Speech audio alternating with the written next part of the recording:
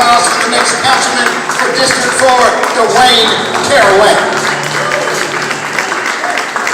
Thank you. Thank you. First of all, let me get this microphone going. Let me personally, before I do anything else, let me thank the great Lord for allowing me to be here, but also allowing me to have my mother, who is 88 years old today. She said I'm not supposed to tell her age. And before I get started, what I want to do, 88, that's a great number. Des Bryant wore 88. All the other great players wore 88. Michael Irvin wore 88. Who else? Drew Pearson wore 88. And today my mother is wearing 88. Mother, we're going to sing happy birthday before I start talking all this politics, all right? Will y'all please join me in celebrating and let's sing happy birthday to my mother, Maddie Caraway. You want to stand? She said, do all she want us to. Yeah, y'all help us stand up. She stand up on her own. Now, mother, if you hit a little James Brown, she'll hit a little hit for him. There you go. You're not going to do it? And this is my nephew, my sister, and my caretakers, and I have another nephew in the back. We're going to sing happy birthday. Happy birthday to you. Happy birthday to you. Happy birthday, dear mother. Happy birthday to you.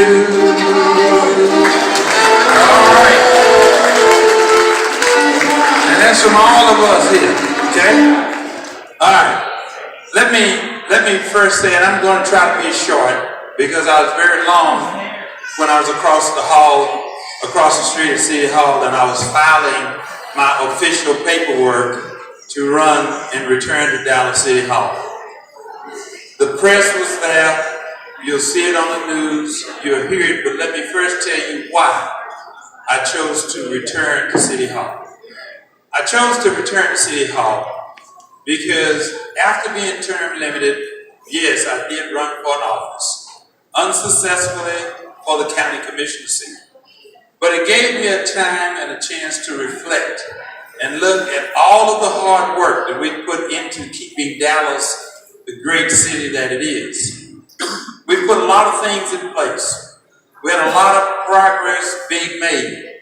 But when you live in the middle of where you work so hard to make a difference, and you see that area going backwards instead of forward, when you have put things in place bringing down crime, Little Charles, listen, when you have put things in place to move things forward on behalf of our community, and you see yourself in going backwards, you have no choice as a leader to reconsider having to have to come back and take advantage of the progress we've already made.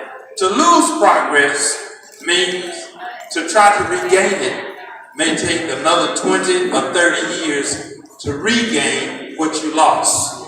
We can ill afford to have that. This will not be a negative campaign. This will be a campaign that will stop crime, stray dogs, drug houses, you name it. It will bring economic development. It will bring opportunities for the millennials to get involved and begin to do something.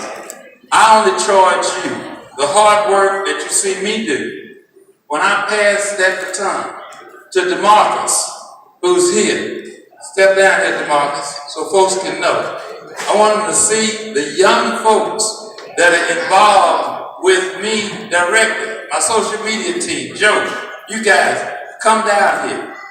This is what we're talking about. My barber is here. Come down, said me. Where's Marquise? Marquise Hawkins is here. Where is Norma? Norma?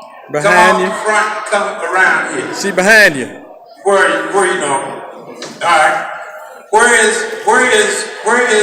Valerie? Where is the baby of the campaign? Where is Val? Here's one. Come here, baby. Come here. All right. Now this is Valerie. One thing I want you all to understand from me. Whatever decisions we make today affect Valerie 20 years from now.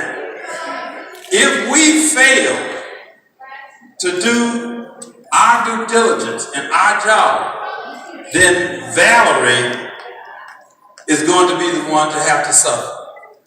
If our area continues to look like it looks today, and we fail to do anything about it, we fail to put the grocery stores, bring the jobs, bring the opportunities, clean up the area, get rid of the drugs, get rid of all of that. That affects, where's Valerie? That affects you, doesn't it? Now tell them, yeah. The point that I made is that it's our responsibility, and we have to do it. And when we don't do it, it affects her. She cannot speak for herself today. We must be in that position and sincere, passionate, and committed to making sure that we're looking after tomorrow. One day, she will have children. If we leave our community looking like it's looking with no economic development, no jobs, it's only going to affect the next generation. So I only challenge you all to say, it is my commitment to go back to City Hall with passion. Yes, I have accomplished a lot, but I did not do it by myself. I've had a lot of help, and you guys are in here, and you all have supported me. And yes, I'm asking you all to continue to support me. There's one guy that I do want to introduce and bring him down so you can know that he is a young entrepreneur.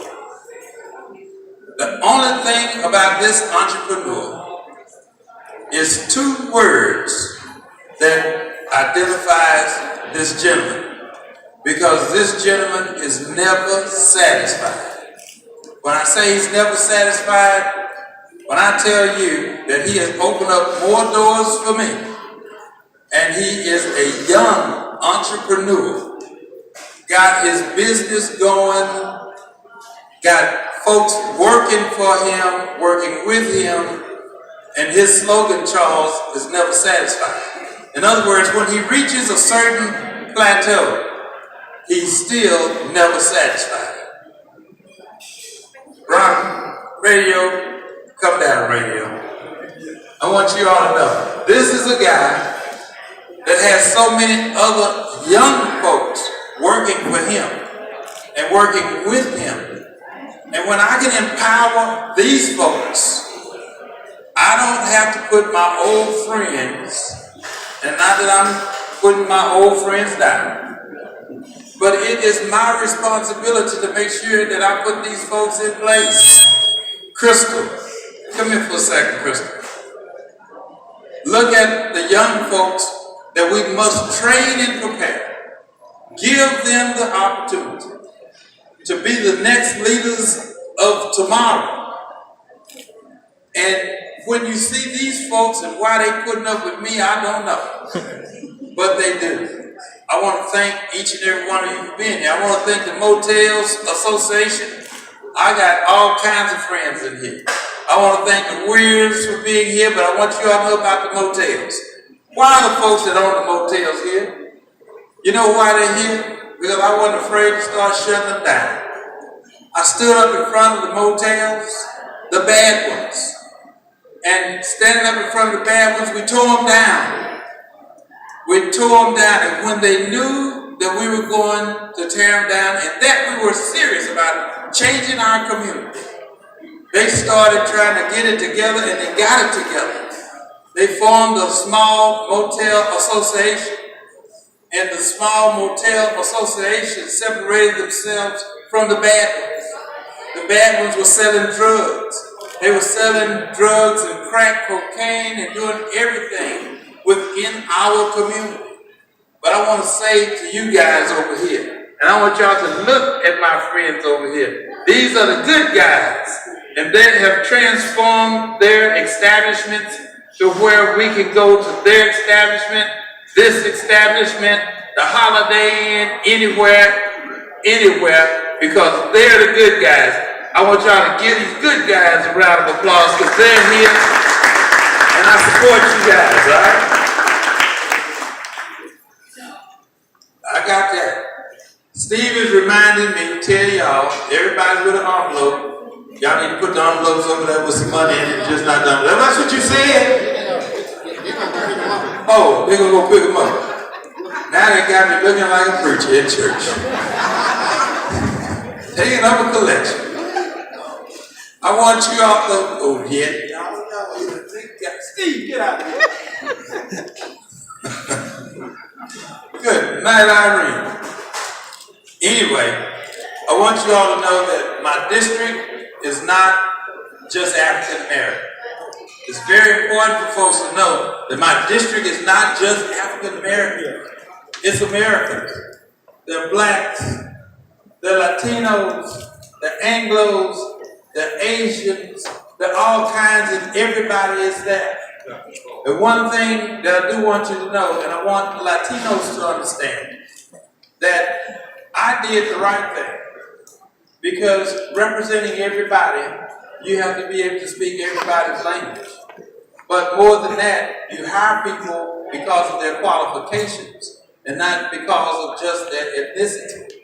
But my number one Latino administrative assistant is the very, very best, and none of you business folks can steal her. This is Norma. She runs everything in my office. Y'all please give Norma a round of applause. Norma, step over there, Norma. Get gold down now. So y'all go right trying to collect money. I also want the Nigerian community to understand that, Chief, I support you guys.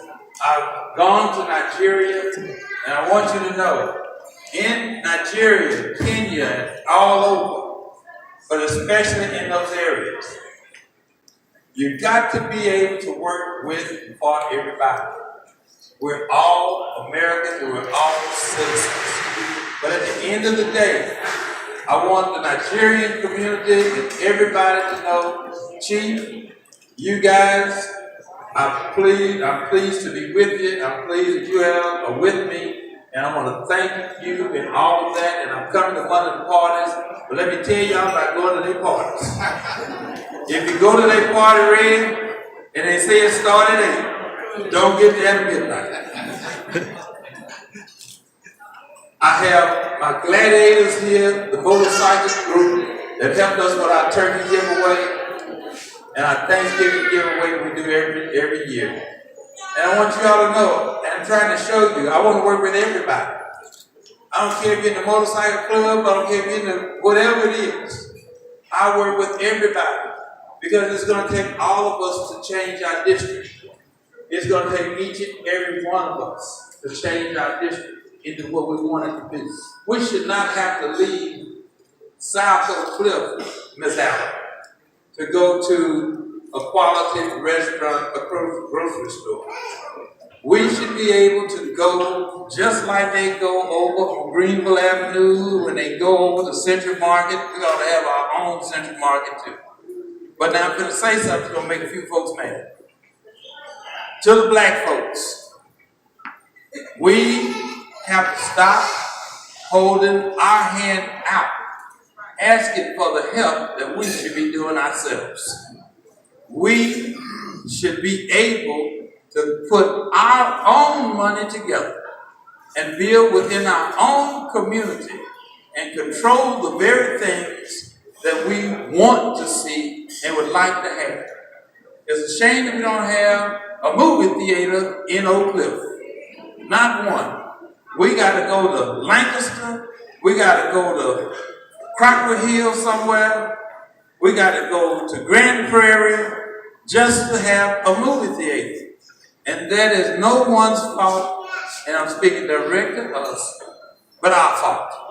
And those are things and the type of leadership that I want to bring back down to City Hall. And we're going to get our fair share of money that is available to us. But I still have to admonish us so we can understand that we too have a responsibility. And I want folks to know that. I got some friends here that flew in and they wanted to go to the Super Bowl, and I told them we're not going to go to the Super Bowl. And I told them that we're going to cancel the Super Bowl, and I'm going to cancel the Super Bowl because Cowboys not going to the Super Bowl, so I'm not going down there either. But I want to say hello to them, and they know who they are. I want to acknowledge Bruce, who's here with us, and I want to say one other thing about South Oak Cliff High School. So you all will know this. South Oak Cliff High School is kind of controversial right now. And as you've been seeing on the news, and first of all, I'm in Roosevelt, so why am I trying to protect South Oak Cliff? But at the end of the day, no kid should have to endure asbestos, lead and water, rats running around the school as late as yesterday, and then think that we're supposed to sit back and accept $38 or $52 million to do some kind of repairs and not tear that doggone school down and build another. When I get in office, I promise you that I'm going to raise enough hell because I, as a city council person, can do something that the school board can't do. I can shut it down until they fix it. I can protect those kids from going into a terrible environment just because I'm on the city. If I can shut down with code enforcement a house or a building to protect the quality of life of citizens, I can do the same thing with schools. And I want to say that's a pretty bold move, pretty bold statement. But it is a statement and something I want to make public because I want folks to really understand where I'm coming from. In Glendale Shopping Center, you've never seen so much prostitution going on in a district that I once represented. They are doing it so slick, they're behind a brick wall. I walked into a store the other day, and the man was selling single cigarettes to kids. And guess what else he was doing? He was letting them use the Lone Star card to buy. Now, am I supposed to just act like I don't see this? I'm going to shut it the hell down. That's what we're going to have to do if indeed we're going to change. Now, I wasn't supposed to be saying all what I'm saying. And Carter's giving me the signal that I probably said too much, but I got plenty more to say, but not now. I'm going to try to hold it. But I want you all to know from my heart, this is what I see in my community. This is what I live with every day. And to do nothing is my fault. And to do nothing is failure to valor.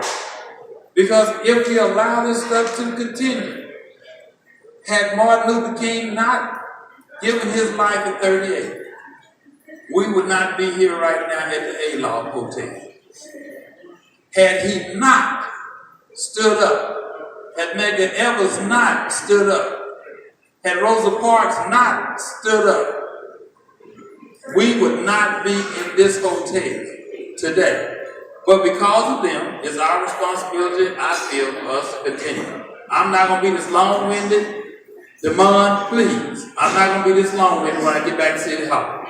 I've learned to keep my stories a little short, and I have kept them short tonight. But I'm speaking from my heart, and I want you all to know I need your help. I need your money. I need your support. I'm asking for it. We need it. We need it now, and we're going to make progress. I ask you to share the videos. I ask you to continue to be supportive. I'm asking you to volunteer. I'm asking you to step up to the plate. I'm asking you to help me put all of these folks in position of power. The president of the neighborhood association in which I live, Philip Gibson. Stand up, Philip. This is Philip Gibson. We went to school together. He's doing one hell of a job over in Oak Cliff. And then you asked your mama, she told you what it was going to be like. She didn't tell you it's going to be this long. But this is a part of what we have to do to change it. And once we put some folks in here that can make the point a little shorter than myself, then you won't have to hear this long speech. But right now, it's important that folks understand where we are and what we're up against. Because we're losing the battle if we fail to get into the fight. So let me stop right now. Thank each and every one of you for being here. We're going to continue to party and we're going to continue to work together. Election is May the 6th. May the 6th. You can go to carawayfordallas.com. Tell your friends that are not here with you, they can donate. You can go to caraway.com for Dallas.com. You can volunteer. We need volunteers. Miss Cohen, we need the volunteers and we need them now. Alright? Alright, I think I said a plenty. Did I say a plenty? Yes, sir. Are y'all tired of me talking? Yes, sir. Y'all sure did y'all get the message? Yes, sir. Alright. Hey, look, thank you all.